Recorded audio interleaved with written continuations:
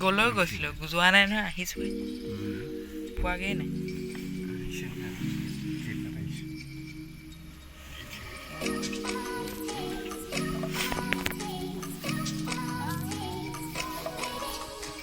এয়া হৈছে ৰাতিপুৱাৰ দৃশ্য যেতিয়া আমি গুৱাহাটী পাবৰ হৈছিল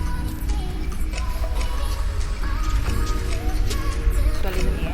শ্লিপাৰৰ খিৰিকীৰে বাহিৰৰ পৰিৱেশটো চাইছে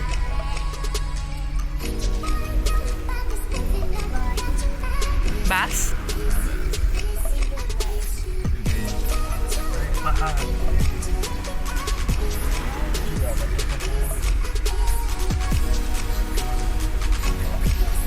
বাছত শুব পাৰিলা ভাই বাছত শুলা নাই আজি বাছত শুলা নাই আজি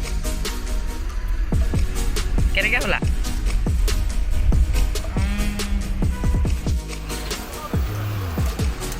এয়া আমি আমাৰ